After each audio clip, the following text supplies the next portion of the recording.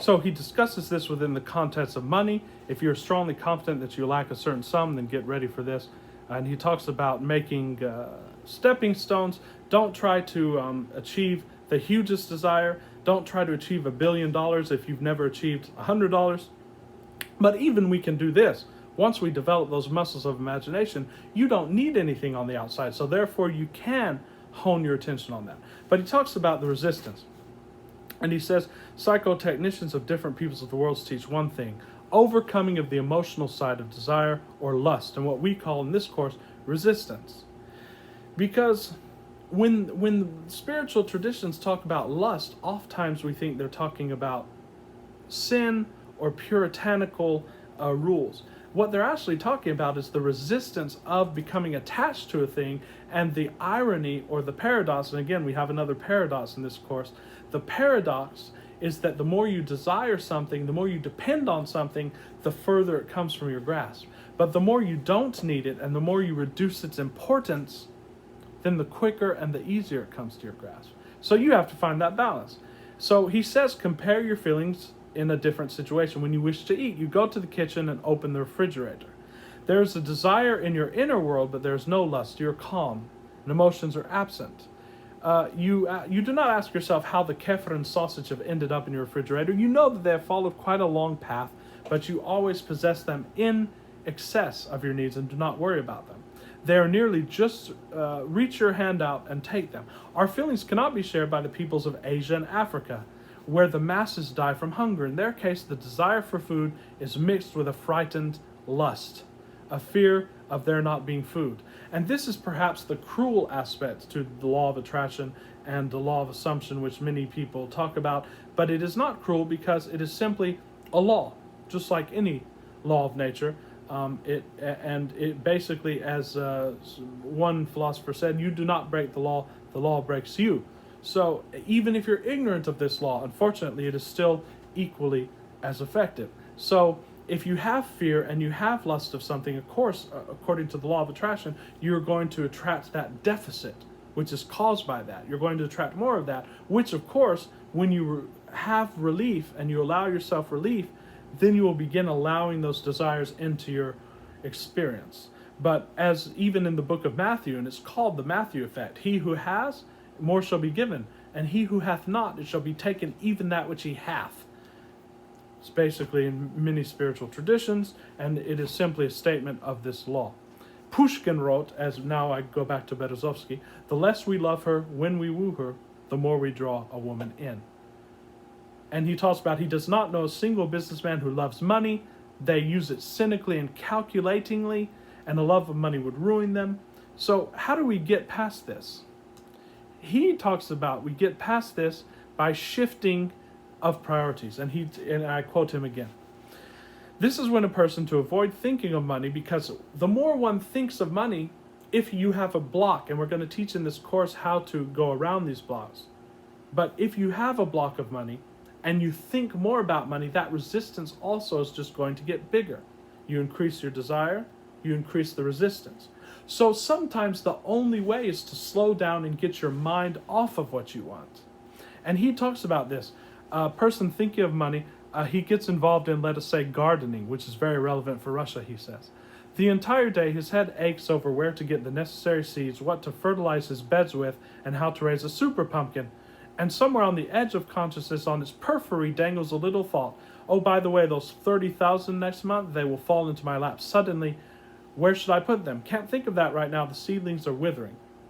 So basically, as he says in another place, you keep the desire in the back of your mind when there's resistance, and yet you have to keep it in the back of your mind and yet focus on something else until the resistance eases up on that. And that usually happens when you start seeing signs of what's coming into your reality. And we'll teach this, how to recognize these and how to take score, but don't take score too soon.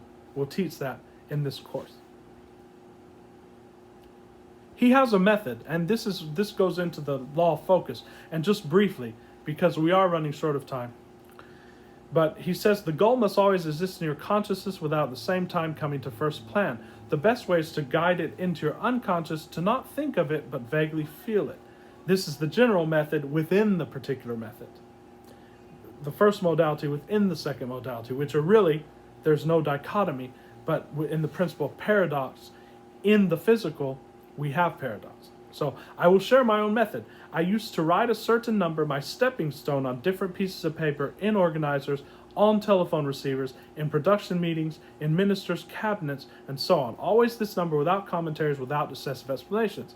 I was teaching myself that this number is evident in the future, that it is mine, it belongs to me by birthright, and that I must get used to it and not be surprised when it appears in my checkbook. So basically, he had an intention, he dressed himself in the feeling of that intention, he focused as specifically as he could on it. Him and the other oligarchs, this is whether consciously or unconsciously, this is what they all do and all did. He focuses specifically on it as he can, and when he has resistance, they shift the priorities.